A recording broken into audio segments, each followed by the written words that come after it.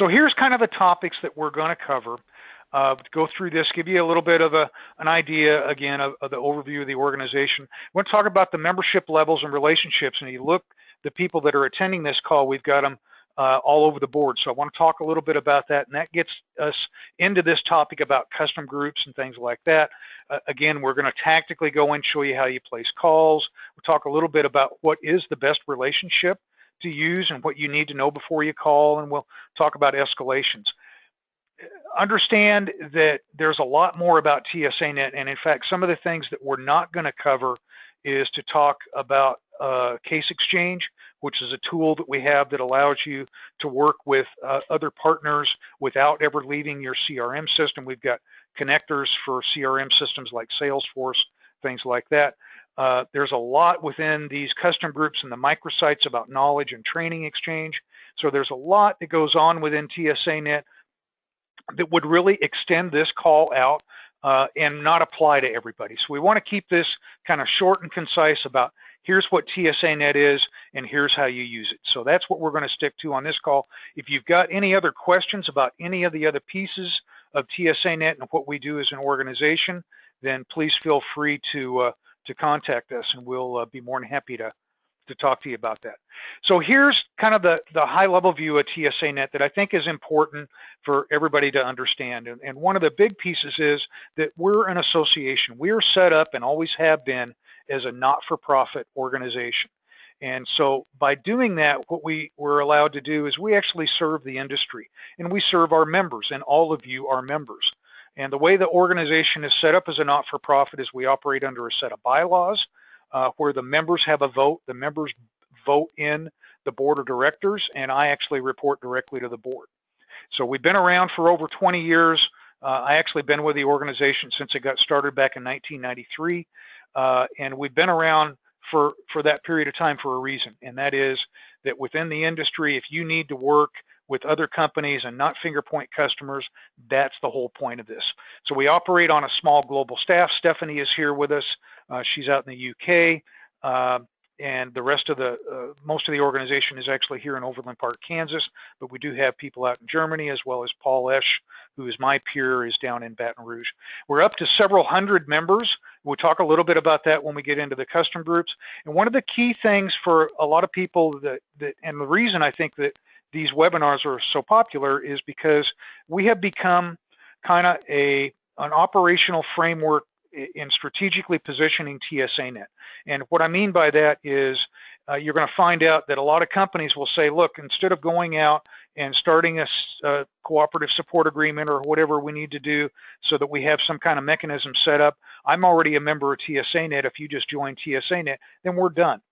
And the reason that they can do that is because one of the big benefits to the organization is that we got all of these big companies' lawyers teams to agree to a common set of legal verbiage. So how are you going to handle confidential information between another member? How are you going to handle intellectual property? What we've done as an organization is gone through and solved all that and got everybody to agree to it. So when a company comes into TSANet, regardless of what level of membership they come into, they are agreeing to this code of conduct that every other member is agreeing to. And then what this does is gives us the flexibility of creating these addendums, which is for each relationship can be a little bit different, but it always refers back to this base level code of conduct. So all the legal stuff has been taken care of, and all you really do to create a new relationship is just talk about the tactical piece of it and the support elements of that relationship. Okay, so here's the other big piece of this is to understand the membership levels, and you can go to the public website, the www.tsanet.org, and be able to see what level of member that you are. But the organization got started out as what we call this many-to-many type relationship. And the big benefit was you can join into this ecosystem or this many-to-many group relationship, and you have a relationship with everybody that's in that group. And then everybody has a relationship with you. And that's how we got started, and it's kind of morphed into a couple of different things, but as it stands right now, this is really where most companies will come into TSANet because it establishes that relationship with nearly 100 companies that are in the basic TSANet, and in the premium TSANet, which just raises that bar, It's a subset of the basic TSANet, but it raises that bar to say, yes, I'll obligate and I will work with you on a 24/7 basis with higher level SLAs. I'll work with you on a global scale. So you've got the premium TSANet that is also a smaller many-to-many group. And then you got the basic TSANet, which is really set up for next business day. It doesn't require 24/7, but it does establish that obligation and communication with nearly 100 companies. Now, the thing that kind of ties all that together is if you're going to be obligated to work with everybody that's in that group, well, you think about it, right? You're going to have your partners in that group. You also might have your competitors in that group. And in fact, sometimes TSANet is the only way for you to establish a relationship with a competitor. Now, why would you want to have that relationship with a competitor? Well, the reason that you would want to do that is the same reason the way which TSANet is set up is that you're only obligated to work with another member in these open groups if there is a mutual customer in play. So what that really boils down to is, does that customer have entitlement or a support contract with the company that you're getting ready to call? And what we do in the basic TSANet, and this is very important if you're placing a call to another member to understand this, is we let the members define what a mutual customer is in the basic TSANet. So if they want to say a mutual customer is a customer that has a support contract with me, or a lot of companies, what they'll do is go ahead and let you get into into their support system and work the issue, and they'll do what we call entitlement on the back end, where they'll come back, they'll go ahead and engage you, work with you, and then they'll do entitlement on the back end. Some companies will say, I need to have an account number before I can even open up a case. So in the basic TSANet, we let members define what a mutual customer is. In the premium TSANet, because now we're talking about a 24/7 obligation and a global obligation, we predefine that mutual customer as having 24/7 entitlement. So this will become important when we get into showing you how you actually place a call, and it gets into the difference between the premium TSANet and the basic. Some of you that are premium members, you also have access to the basic, and that's important because not all customers are necessarily entitled at that 24/7 level, which means that you might actually engage them through the basic TSANet, even though you're a premium member of TSANet. Okay, so that's important to understand on the open group concept. And a lot of you are part of these. Many of you are part of the basic and the premium TSANet. This is kind of how TSANet morphed, and this has been several years ago now that we've done this. But the members basically came back to us and said, well, you know, it's great to have these big ecosystems and having this basic TSANet or even the premium TSANet where I can engage other partners, but I need something that's even more strategic than that. I need to really streamline, for example, something that I have with just another partner or maybe even a group of partners. So what we did was we took that base level legal language and the base level operational framework, and we said, we'll give you the ability to create these custom groups where you could go out with a particular partner and say, I want to have this level of support relationship with you. So these relationships are totally customizable.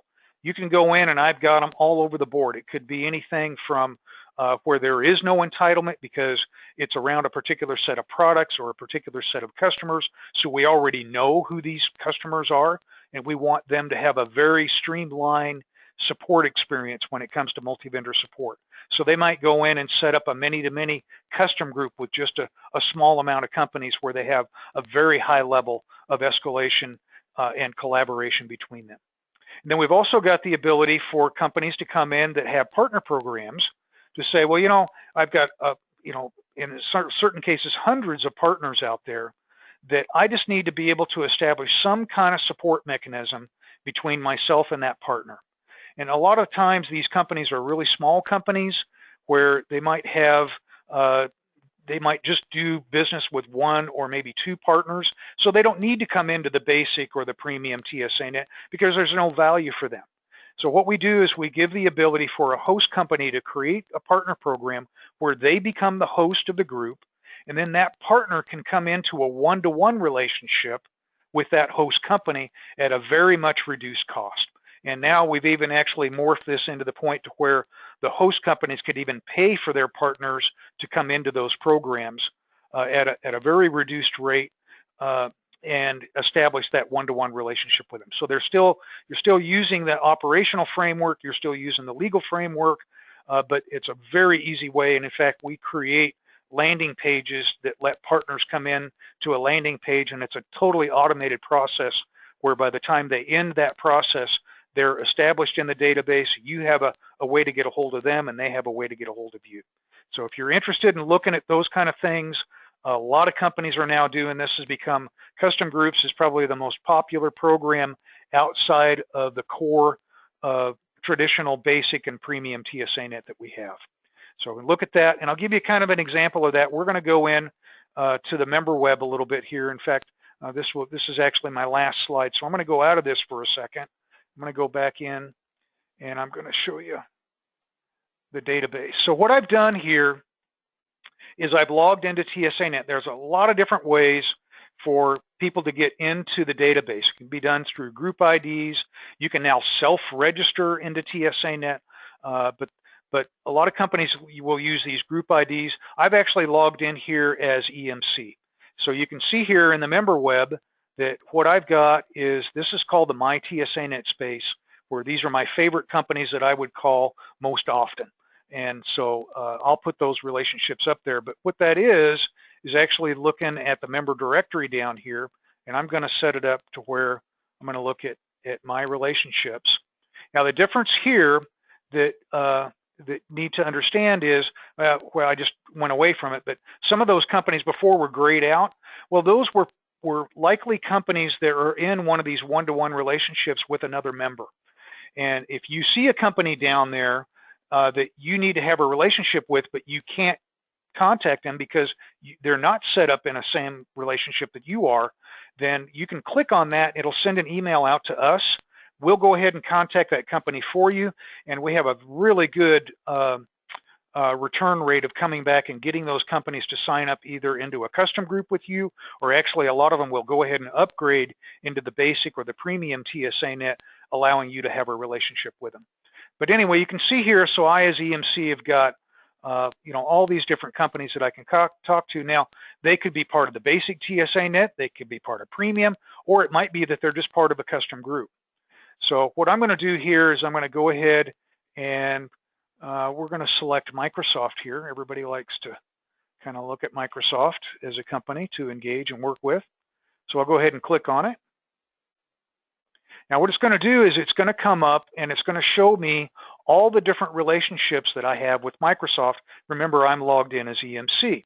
So I've got the basic, I've got the premium TSANet, and what's look to note here is that Microsoft has set this up into different geographic divisions. And I could give you contrast to this. I could go in and show you IBM, which is set up not only into geographic areas, but they're also set up into different product types.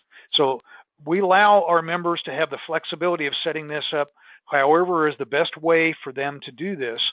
But you can see here I've got Americas, I've got Japan, I've got China, and then down here I've also got a custom group, which we'll talk about that here in a minute. But let's assume, and this is where this other piece that I was talking to earlier about, well, should you use the basic or the premium TSANet? Well, the engineer that's working this issue, what they're allowed to do now is to go back to that customer and say, hey, look, Mr. Customer, I can work with Microsoft on your behalf. You don't need to start this process all over again, but I need to know a few things about what kind of level of support you have with Microsoft. And that's where you click on this tile, and they're all going to be about the same here.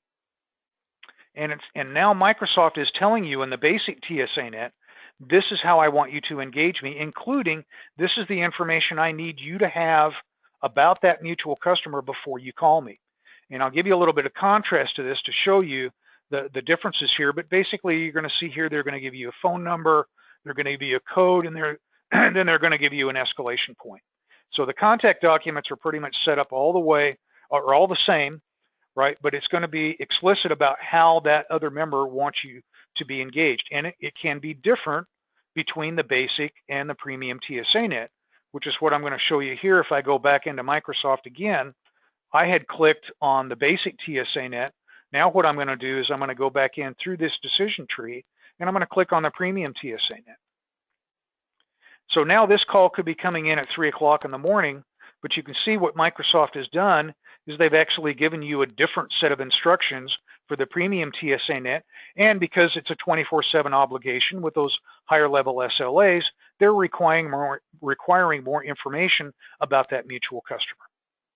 But I think you get the point here. The contact documents are set up specific to the relationship, perhaps even specific to a division or a product set. You just need to go through the decision tree to make sure that you're contacting the right division and the right relationship. Now, a lot of companies only have one contact document and they only have one department, so we don't even show you different departments because they only have one. So it really is dependent upon the companies. There is no rhyme or reason as to whether it's a bigger company or a smaller company. They're all just a little bit different. So the last thing I'm going to do is I'm going to come in here. I want to show you a custom group. And this particular one is called MVEC. And this is a strategic many-to-many group relationship where several companies have gotten together and decided that if there was a SEV1 ticket opened up between our companies, I wanted a very high level of escalation. So they've created this group with a few companies in it. And what we do with custom groups is not only do you see a different tile here, and I'd see the same thing if I went down through the member directory into the decision tree. I'm going to go ahead and click on this, and what you have is a microsite here. And what the microsite does, in this case, can give you these are internal notes that could be added, and in this case they haven't done anything from an EMC perspective. But you can see here I've got the ability to look at any knowledge articles or any training articles that might be up there. When I go to collaborate, what it's going to do is it's going to bring up those companies that are just part of this custom group. And you can see here if I went to go then engage, in this case Citrix, what I'm going to get is even a different process document that is specific to this particular relationship. So that's one of the things I wanted to show you. In case you see those green tiles out there, those are custom groups, and a lot of you are part of custom groups. And it may be a partner group that you're part of. It could be a strategic relationship. Again, I would invite you to go back to the person that kind of runs TSANet within your organization. If you don't know who that is, let us know, and we'll certainly get you in touch with them, but they can give you all the specifics about any custom groups. The basic and the premium TSANet, we've kind of covered that, but I wanted to make sure that you understood the difference between the two. So let me do this. I'm going to go back my last slide here, or I think I got a couple of slides. And just kind of hit on these high points, and then we'll open it up for Q&A. Again, I think one of the key takeaways, we're an organization of members. Understand that relationship you're using. You should have now the ability to know the difference between the basic and the premium TSANet, and custom groups can be a totally different set of elements. You probably need to understand what that custom group is all about. Remember, the point of this is to raise customer satisfaction. Don't finger point that customer. Now you've got the ability to work with those other companies directly, right? And on behalf of that mutual customer. If you've got problems with following that process, you do have an escalation path. And if that escalation path within that company doesn't work, contact TSANet. That's what we're here for. If there's problems with contact documents and companies are not responding within the relationship criteria that they said that they would, I can't do anything about it unless we know. So you can get a hold of membership at tsanet.org, or just go to contact us on the TSANet page. We're continuing to enhance this. Remember, this is a very member-driven organization. Nothing that I showed you today came from TSANet. It came from the members of TSANet. So this is your organization, and we really want you to be involved in how we can make it better for you and make it better for your customers. Here's the last resources thing. There's several things going on within TSANet on the homepage. We've got a very active LinkedIn group with over 1,000 members now that are part of that. We're also on Twitter, so we do a lot with that. And again, there's my information down there at the bottom, and that's our corporate phone number here in Overland Park, Kansas, if you need to get a hold of us. So let me go ahead, open this up for Q&A. You should be able to ask questions. If you've got any questions, we'll see if we've got any of those.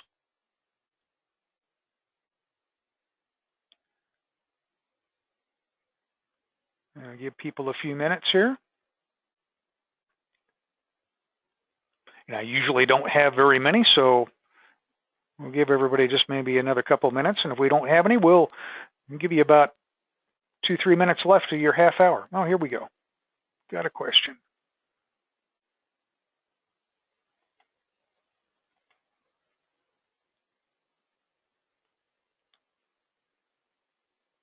Can you talk about case transition between various organizations? I think that is referring to case exchange, which let me touch on that just a little bit. And then again, what I'd do is I would go back and perhaps set up a different demo because it really is a different topic. But here's what we've done. As an organization, we have now incorporated the ability for you to be able to either via a CRM system that we have a connector for, or via the member web for you actually to go in and exchange information about a case directly with another company. And it's a technology called Case Exchange. It's actually included in your member fee, so there's no additional cost to do it. If you were to incorporate it through, say, a connector like Salesforce, what would happen is that there would be an area that would be added to your case called B2B escalation.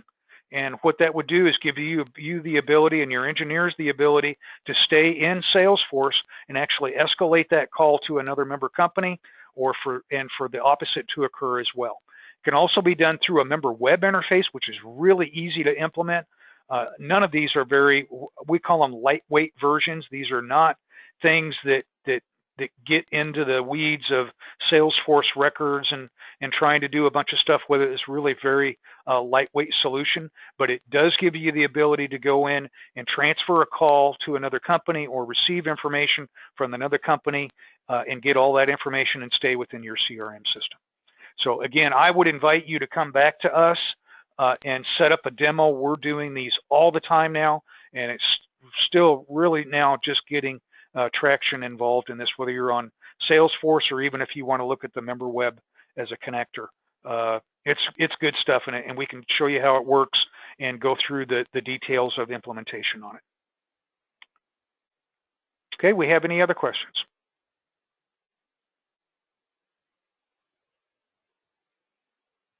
I think that's it. We're going to send this out. Stephanie will be in touch with all of you.